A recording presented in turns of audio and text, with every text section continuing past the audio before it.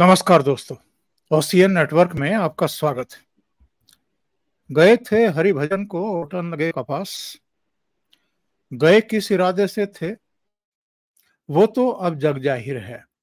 क्यों गए थे और क्यों अलग अलग जगहों पर जा रहे हैं, फोटो अपॉर्चुनिटीज ले रहे हैं, वीडियो बनवा रहे हैं, ये भी हम और आप अच्छे तरीके से जानते हैं। चूंकि बजट सत्र शुरू होने वाला है, उससे पहले कुछ कुछ ऐसी जगहों पर जा रहे हैं जिन्हें मुद्दा बना करके पार्लियामेंट के सेशन को बाधित किया जा सके।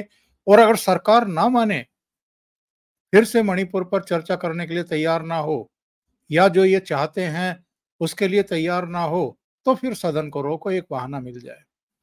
तो अलग अलग जगह की पेशबंदी करने में लगे हुए हैं राहुल गांधी। लेकिन एक सवाल खड़ा हो रहा है, ठीक वही दिन क्यों चुना इन्होंने मणिपुर जाने के लिए जब प्रधानमंत्री नरेंद्र मोदी मॉस्को में लैंड कर रहे थे।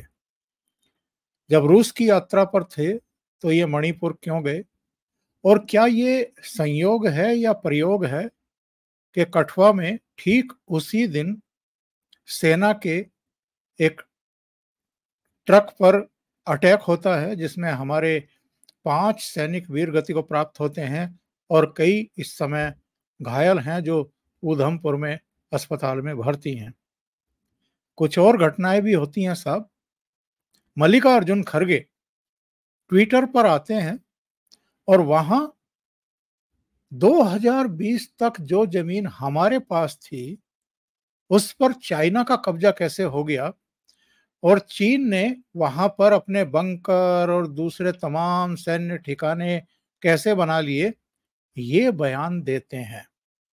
और दिन क्या चुनते हैं?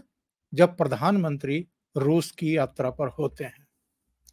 तो हम जरा इसकी तहकीकात कर लें कि ये कांग्रेस देश के साथ है या नहीं है, ये शांति बनाए रखना चाहती है या अशांति पैदा करना चाहती है, ये लोगों में एक भ्रम का वातावरण बना करके अराजकता की स्थिति पैदा करना चाहते हैं, या देश हित में लोगों को आश्वस्त करना चाहते हैं कि वो भी एक जिम्मेदार शासक हो सकते हैं अगर उनको अवसर दिया जाए। सीधे जुड़ लेते हैं। प्रयागराज से मेरे साथ जुड़ रहे हैं आपके जाने पहचाने वरिष्ठ पत्रकार अनुपम मिश्रा जी। अनुपम जी, बहुत स्वागत है। नमस्कार। अनुपम जी, ये संयोग है, प्रयोग है, पेशबंदी है, क्या है? राहुल गांधी ठीक उसी दिन मणिपुर जाते हैं और मणिपुर में भी उनका क्या एटीट्यूड रहा है? जब पत्रकारों ने उनसे पूछा कोई ऐसा सवाल जो उनको अप्रिय लगा या जो वो देना नहीं चाहते थे उसका जवाब, और कह दिया कि साहब आप सब्जेक्ट को डाइल्यूट करना चाहते हैं, इसलिए मैं इस सवाल का जवाब नहीं दूंगा, मैं आपके सवालों के जवाब देने के लिए नहीं आया हूं। राहुल गांधी ने मणिपुर में ऐसा बयान दिया जो, ओंकार जी, मुझे तो याद नहीं पड़ता कि 77 सालों में किसी भी पक्ष या विपक्ष के नेता ने दिया हो। आपको याद पड़ता हो तो आप वरिष्ठ हैं, मुझे जरा करेक्ट करिएगा। आज राहुल गांधी ने कहा कि मेरा कहना है, मेरा मानना है, मेरा दावा है कि मणिपुर के हालात कभी ठीक नहीं होंगे, कभी नहीं सुधरेंगे। आपने इसके पहले इस तरह की भविष्यवाणी कभी सुनी है क्या? नेता विपक्ष जाके एक हिंसाग्रस्त इलाके में कहे कि ये हालात ऐसे ही रहेंगे, इनमें कोई सुधार नहीं आएगा। मैं कह रहा हूं, मैं इस बात से इतना विस्मित हूं ओंकार जी, मुझे याद नहीं पड़ता। सर, आपको याद पड़ता है कभी किसी पक्ष या विपक्ष के नेता ने एक हिंसाग्रस्त इलाके में जाकर इस तरह का बयान? किसी ने कश्मीर में जाके कहा हो कि मैं दावा करता हूं कश्मीर के हालात कभी नहीं सुधरेंगे? कभी सुना क्या सर आपने? कभी किसी विपक्षी नेता ने भी? एक बयान इन्होंने ऐसा ही तथाकथित किसान आंदोलन के बारे में भी दिया था साहब। जब ये सारे इकट्ठे होकर के राष्ट्रपति भवन गए थे और राष्ट्रपति भवन से बाहर आए थे, इन्होंने कहा था कि ये आंदोलन खत्म नहीं होगा, मोदी जी कान खोल करके सुन ले। ये कई इस तरह की चीजें पहले भी कह चुके हैं और फिर वही सब रिपीट कर रहे हैं। सर, आंदोलन खत्म नहीं होगा, और एक हिंसाग्रस्त इलाके में, वो भी जो कि बॉर्डर स्टेट है, जहां पे सीधे सीधे राष्ट्रीय सुरक्षा का मामला है, वहां पे जाके इनका ये कहना कि ये हालात हमेशा ऐसे रहेंगे, ये आपराधिक के साथ आपराधिक है। नंबर एक।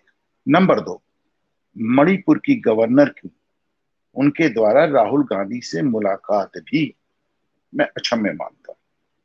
कोई सेंस नहीं था। जो शख्स वहां पर जाकर इस तरह के बयान देकर हिंसा को भड़का ही नहीं रहा है, लोगों के मन में, वहां मणिपुर के लोगों के मन में और पूरे देश के लोगों के मन में निराशा भर रहा है, उस शख्स से गवर्नर जैसी कॉन्स्टिट्यूशनल हैसियत की मुलाकात का कोई सेंस नहीं बनता। आप मुझे बता सकते हैं कि गवर्नर साहिबा ने क्यों मुलाकात की? Why did she agree to meet Rahul Gandhi? क्यों मुलाकात की भाई? उन्हें नहीं करना चाहिए था, क्योंकि मतलब वो सिर्फ प्रदेश में ही नहीं आग भड़का रहे हैं, तो देश और दुनिया में मैसेज दे रहे हैं कि हमारे देश का एक इतना संवेदनशील राज्य, एक बॉर्डर स्टेट जिसमें आग लग रही है, आग लगी हुई है, वो आग हमेशा भड़की रहेगी, वो बुझने वाली नहीं।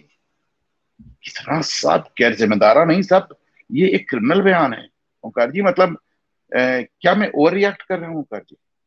नहीं, बिल्कुल सही रिएक्शन है आपका। और ये तो जानबूझ करके बदमाशी की जा रही है, जानबूझ करके बदमाशी की जा रही है, और इस तरह का एक वातावरण बनाया जा रहा है, बल्कि और अग्नि प्रज्वलित करने की कोशिश है। वरना मैं एक सवाल पूछता हूं, जब मणिपुर से कोई ऐसी बड़ी घटना की, ताजा बड़ी घटना की सूचना नहीं मिली है, तो इनका तीसरी बार मणिपुर जाना, बजट सत्र से ठीक पहले जाना, और ऐसे समय जाना जब हमारे प्रधानमंत्री रूस की महत्वपूर्ण यात्रा पर हैं, जिस पर पूरे पश्चिम की और पूरी दुनिया की निगाहें टिकी हुई हैं, तब संदेह पैदा होता है कि इसी दिन ये मणिपुर क्यों गए, और मणिपुर गए ही क्यों? तीसरी बार मणिपुर जाने का क्या मतलब है? सर मतलब मैं तो खुद बड़ा विस्मित हूँ, और मुझे बहुत घोर निराशा हुई। और आप सर मुझे ये भी समझाएंगे कि इस तरह की भड़काऊ बयानबाजी करने पे, बजाय इन पे मुकदमा होने के, गवर्नर साहब इनसे पहले उस मुलाकात का क्या सीन था? और चारों तरफ पिक्चर्स आई हुई हैं जिसमें गवर्नर के साथ इनकी पिक्चर्स ऐसी आई हैं जिसमें राहुल गांधी की बॉडी लैंग्वेज ऐसी जैसे वो प्रधानमंत्री बन के बैठे। मुझे लगता है गवर्नर को इनसे मिलना नहीं चाहिए था। और अनुपम जी, ठीक इसी दिन मल्लिकार्जुन खड़गे का बयान आता है चीन को लेकर के। किसी अखबार में कोई खबर छप जाती है, कोई एक सो कॉल्ड सैटेलाइट का चित्र साया हो जाता है। ये देखिए मल्लिकार्जुन खड़गे ने क्या ट्वीट किया है। इन्होंने कहा है कि 2020 तक जो जमीन हमारे कब्जे में थी पेंगोंग झील के पास, वहां अब चीन का कब्जा है, और चीन ने वहां पर जो है अपने बंकर और सैन्य ठिकाने बना लिए हैं। ये लंबा एक ट्वीट है, और नीचे हिंदुस्तान टाइम्स की एक खबर, और जिसमें साहब ये एक सैटेलाइट तस्वीर भी लगाई गई है, जिसमें तमाम तरह की बातें कही गई हैं। ये क्या समझ में आने वाली बात है कि ये सब क्यों चलाया जा रहा है? इसके पीछे की भावना या दुर्भावना क्या है साहब इन लोगों की? मेरे साहब इसमें दो बातें मैं अर्ज करना चाह रहा हूँ। पहली बात तो ये कि एक ही दिन में मोदी के रूस जाते ही कश्मीर में हमला हो जाना, चीन का मुद्दा उठा देना, मणिपुर में आग भड़का देना, ये संयोग नहीं, डेफिनेटली प्रयोग है, और बड़ा टाइम टेस्टेड, बड़ा आजमाया हुआ प्रयोग है। पहली बात। दूसरी बात, मैं आपके चैनल के माध्यम से कहना चाहता हूं मोदी सरकार से कि साहब चीन पर अपनी खुफिया पॉलिसी बंद करें, चीन पर खुलकर बोलें। आज मैं पढ़ रहा था ओंकार जी दैनिक भास्कर में, वो कह रहे थे ये वही जगह है जहां चीन के साथ झड़प में भारत ने अपने 20 जवान खोए थे। जबकि अब ऑस्ट्रेलिया मीडिया के बाद अब ये एकदम बड़ी आम खबर हो गई है कि वहां पे 42 चीनी जवान भी मारे गए थे। यस। 42, भारत के दुगने से ज्यादा। ठीक उनका है। एक कमांडर भी लेकिन मारा गया। कमांडर भी मारा गया था। और ये अब इसमें मुझे दो बातें कहनी है। पहली बात तो मुझे ये कहनी कि भारतीय मीडिया उस जगह का जिक्र, उस जगह का जो वर्णन करता है तो हमेशा भारत के 20 सैनिकों से जोड़ के करता है, और बहुत कन्वीनियंटली इस बात को बताना जानबूझकर मिस कर जाता है कि वहां हमसे दुगने से ज्यादा चीनी सैनिक मारे गए। पहली बात। दूसरी बात, जो बात ऑस्ट्रेलिया का मीडिया जिसका रहस्य उद्घाटन करता है, उस बात को इंडियन मीडिया तक क्यों नहीं पहुंचने दिया गया? उसमें 6 महीने क्यों लगे? भारतीय भारतीय जो राजनीति है, जो विदेश नीति है, जब मैं मोदी की विदेश नीति देखता हूं, जब मैं एस जयशंकर को देखता हूं, अमेरिका, ब्रिटेन, जर्मनी और फ्रांस के लिहाज से, तो मैं उनको बड़ा आक्रामक पाता हूं। जब मैं उन्हें पाकिस्तान के लिहाज से देखता हूं तो बड़ा कंटेंचुअस पाता हूं, बड़ी धिक्कार की नजर से वो पाकिस्तान की तरफ देखते हैं। पश्चिमी जगत की तरफ बड़ी आक्रामकता के साथ बात करते हैं। लेकिन चीन को लेकर वो इतनी खामोशी क्यों अख्तियार किए हुए? चीन को लेकर वो मुखर कब होंगे? जबकि आप देखिए कि वहां पे ग्लोबल टाइम्स के बहाने चीन अपनी भड़ास निकालता रहता है। तो आपको चीन को लेकर भी मुखर होना पड़ेगा। नरेंद्र मोदी की दो भूलें मुझे नजर आती हैं। एक, उन्हें लगता था कि मकान दे दो, दुकान दे दो, टॉयलेट दे दो तो मुसलमान वोट मिल जाएगा। और दूसरे, उनको लगता है कि अगर भड़काऊ बातें नहीं करो तो चीन शांत हो जाएगा। चीन शांत नहीं होने वाला साहब, चीन शांत नहीं होने वाला। पाकिस्तान शांत नहीं होने वाला। मुस्लिम वोट नहीं मिलने वाला। ये मुगालते अपने खत्म कर दें। ये खरगे का प्रोपेगेंडा क्या है, ये आपकी समझ में आ रहा है? क्योंकि जो हमारे रक्षा विशेषज्ञ हैं, जो सैन्य अफसर हैं, मेरे साथ भी कई सैन्य अफसर मेजर जनरल रैंक के जुड़ते रहे हैं प्रोग्राम्स में, उनका कहना ये है कि साहब ये एलएसी का जो कुल मिलाकर के डिस्प्यूट है दशकों पुराना है। बहुत सारी ऐसी लैंड है, बफर एरिया है, जहां बिल्कुल ये अभी किसी को पता नहीं है, ना चीन को पता है ना हमें पता है। हम भी दावा करते हैं यहां तक हम हैं, चीन भी दावा करता है कि यहां तक हम हैं। एक मोटे तौर पर समझबूझ थी और अलग अलग समझौते भी हैं, 1991 का भी है, अलग अलग सालों का है, जिसमें ये कहा गया था कि जो 8 फिंगर्स हैं वहां तक कौन सेना दिन में मूवमेंट करके जा सकती है, गश्त कर सकती है, लेकिन शाम को उसको वापस लौटना होगा। एक समझौता था।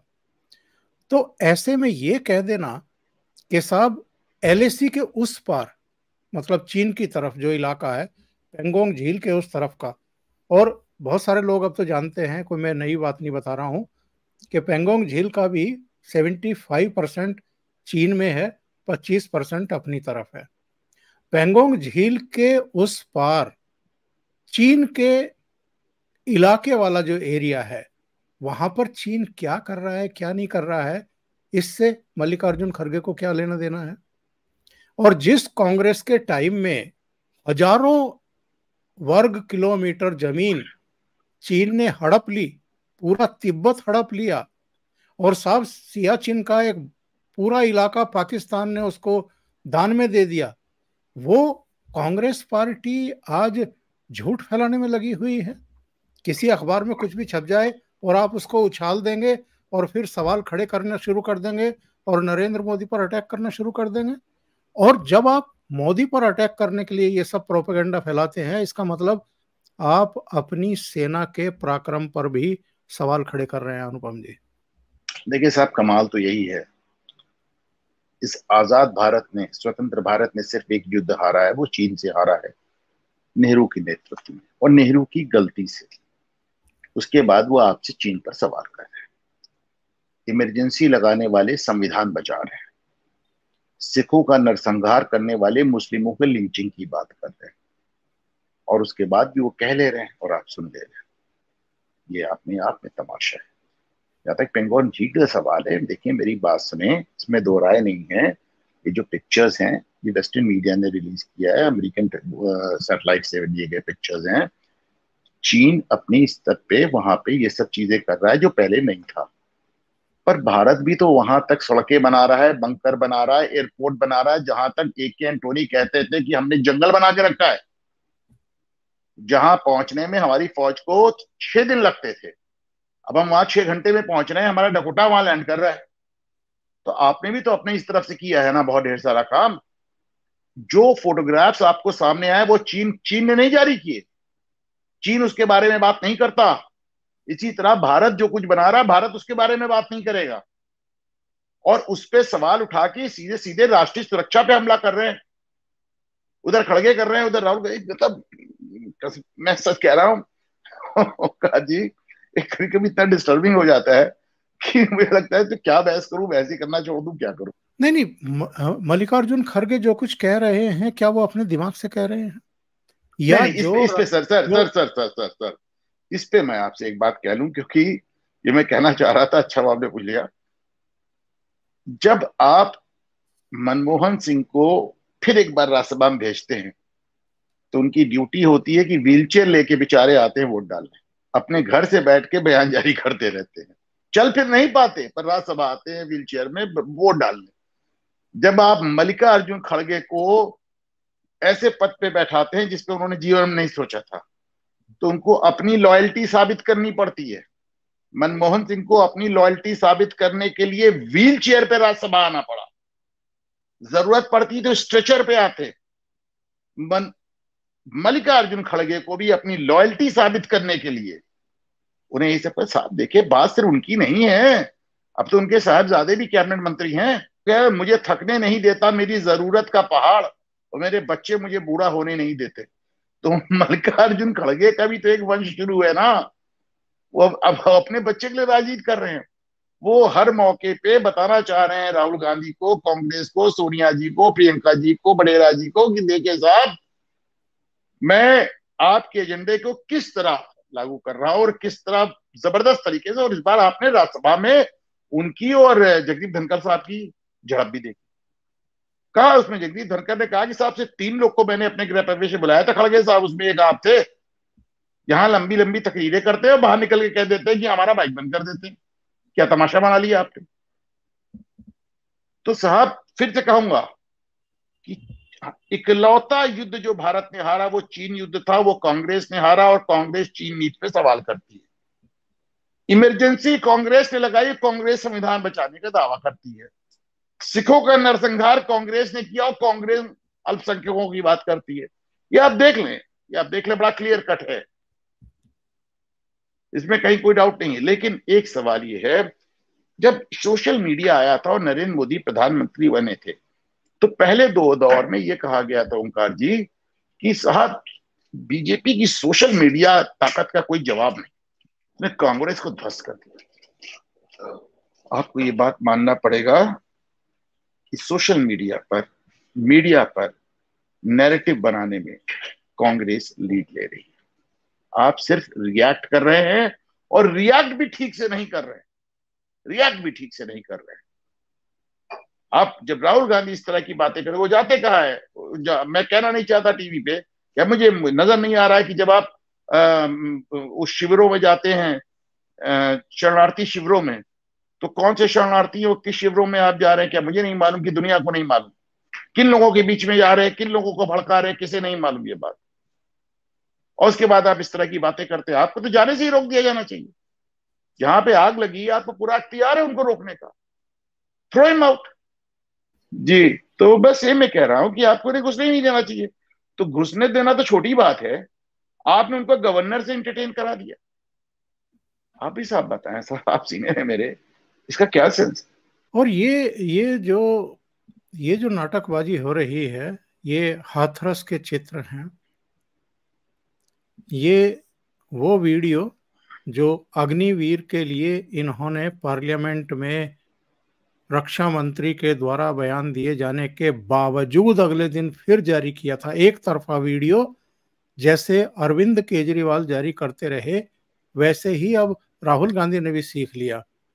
और ये मणिपुर का वो दृश्य जब पत्रकारों ने इनसे पूछा, और ये वहां से ये कहते हुए भाग लिए कि मैं आपके सवालों के जवाब देने के लिए नहीं आया हूं, और आप जो कुछ पूछ रहे हैं मैं उसमें भी फंस करके जो मुद्दा जिसको मैं टच करने आया हूं या मैं अगर अपनी भाषा में कहूं तो जिसको सुलगाने आया हूं और जिसको फिर से चर्चा में लेकर के आने के लिए आया हूं, वो डाइल्यूट हो जाएगा। इसलिए मैं आपके सवाल का जवाब नहीं दूंगा।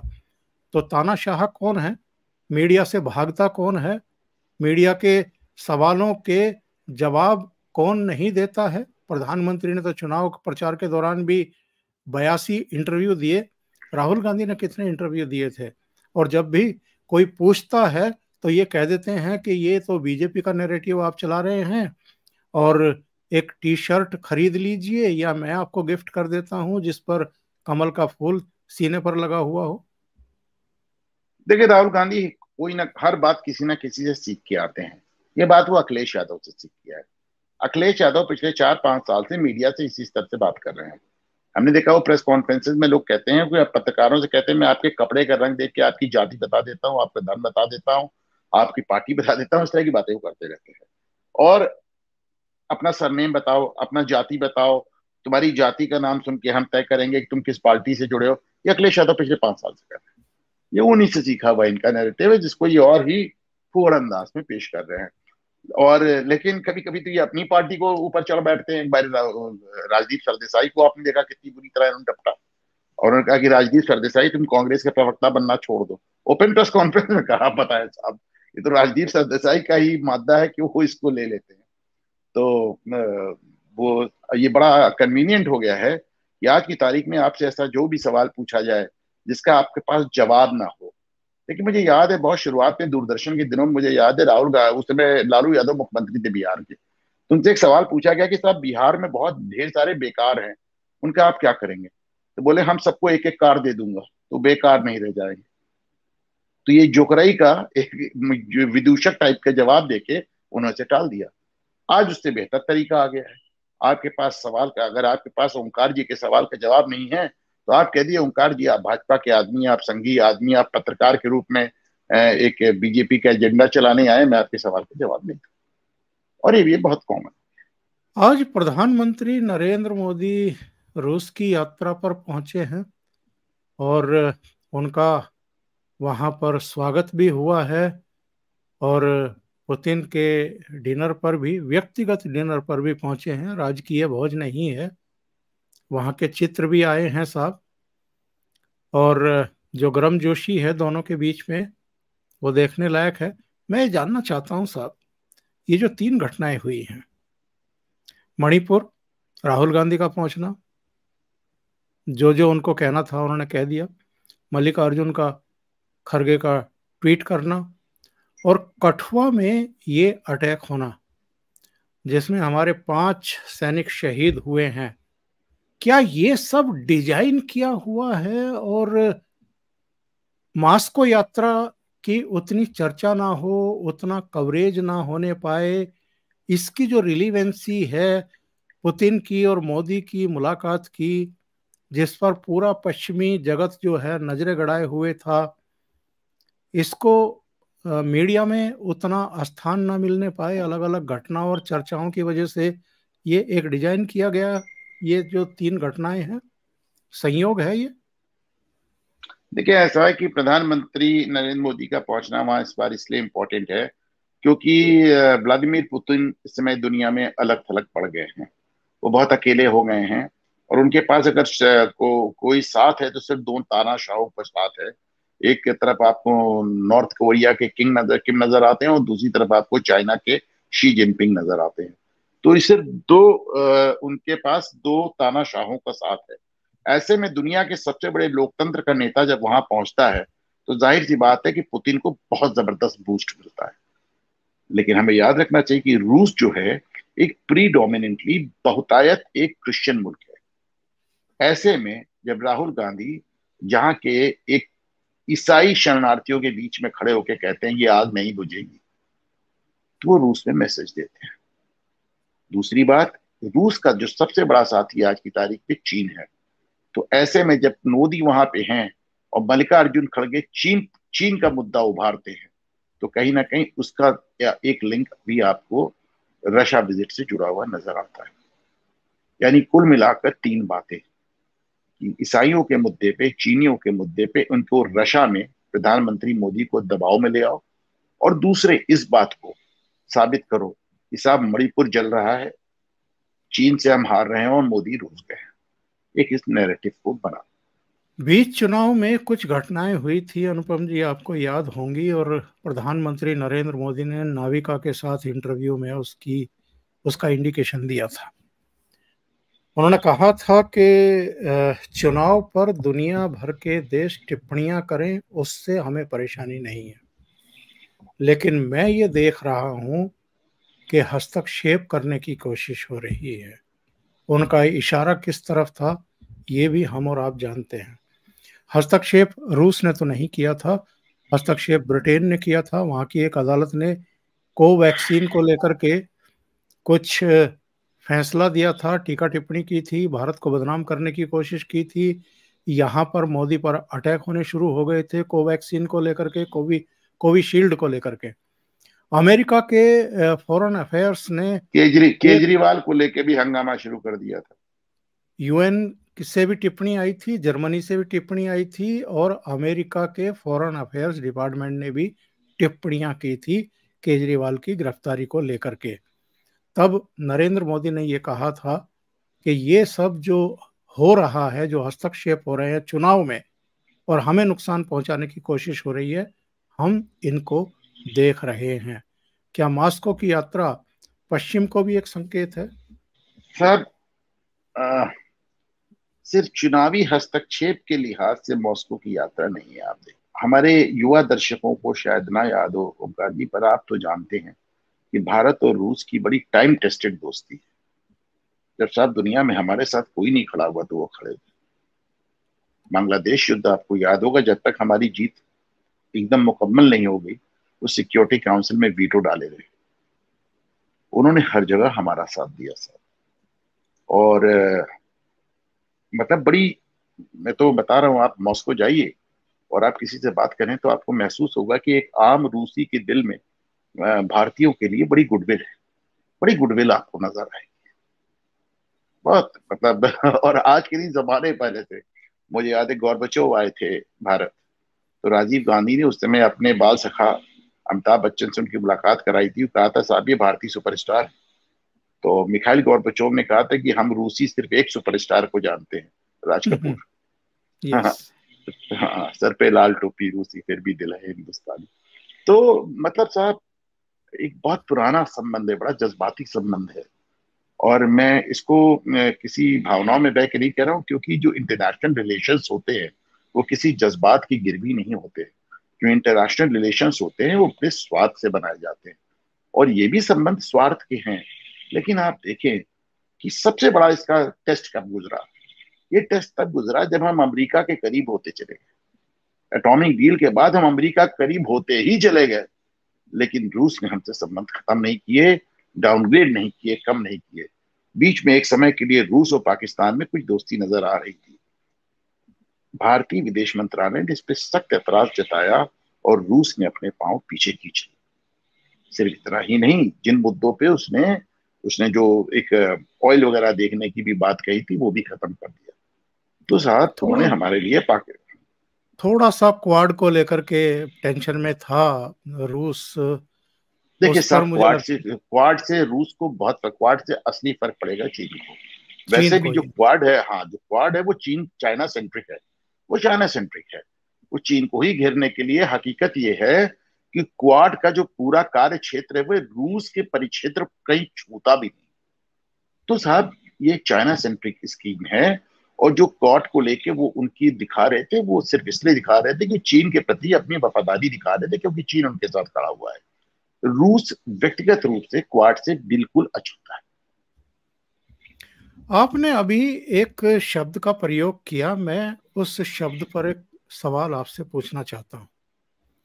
आपने वीटो पावर की बात की कि जब बांग्लादेश वाला प्रकरण आया था तो रूस ने जो है वीटो का इस्तेमाल किया था भारत के पक्ष में। कहीं ऐसा तो नहीं है चुनाव एक के बार नहीं दौरान किया था साहब, कई दिनों तक लगातार किया था। जब तक हमने खुद ही सीज फायर नहीं कर दिया तब तक रूस वीटो लगाए रहा। योगी आदित्यनाथ ने चुनाव प्रचार के दौरान ये कहा था कि हम तीसरी बार अगर केंद्र में आ जाते हैं तो अगले 6 महीने में जम्मू कश्मीर, गिलगिट बाल्टिस्तान भारत का हिस्सा होगा। नरेंद्र मोदी की मॉस्को यात्रा कहीं एक और वीटो पावर के लिए तो नहीं है? देखिए साहब, इस पे मैं क्या कहूं, लेकिन मैं एक बात जरूर जानता हूं कि आज कठुआ में जो हुआ है, एक छोटा मोटा पुलवामा मान लीजिए, बहुत गंभीर मामला है, बहुत गंभीर मामला है। छह छह फौजियों का इस तरह मारा जाना छोटी बात नहीं, इसके गंभीर नतीजे होंगे, इसका मैं दावा करता हूं। रही बात बाल्टिस्तान और ये आपका पाकिस्तान के जो नॉर्थ वेस्ट फ्रंटियर प्रोविंस है, ये सब मुझे जाती तौर पे लगता है कि साहब कोई जरूरत नहीं है। पाकिस्तान अंदर से फट रहा है, पाकिस्तान को सिर्फ आप टच ना करें, वो खुद ही कई टुकड़े में हो जाएगा। नरेंद्र मोदी ने पिछले 5, 6, 7 सालों में पाकिस्तान लफ्ज अपने मुंह से नहीं निकाला, एकदम भूल गए, एकदम इग्नोर कर दिया और बिना एक सिंगल गोली चलाए पाकिस्तान को दिवालिया कर दिया। तो साहब पाकिस्तान अंदर से इम्प्लोड कर रहा है, पाकिस्तान अंदर से टूट रहा है। मुझे लगता है कि उनको फिलहाल कुछ दिन अपने इसी में, हालांकि चूंकि एटॉमिक स्टेट है इसलिए वेस्टर्न कंट्रीज बार बार उसकी मदद कर देती, कभी खुद कर देती हैं, कभी सऊदी अरब वगैरह से करा देती हैं। उनको डर लगता है कि साहब एक एटॉमिक स्टेट अगर फेल हो जाएगा तो क्या हो जाएगा। हकीकत यह कि पाकिस्तान पिछले एक दशक में 10 बार दिवालिया हो चुका है, हर साल दिवालिया हो जाता है, लेकिन उसको किसी तरह पैसे वैसे देके जिंदा रखा जा रहा है।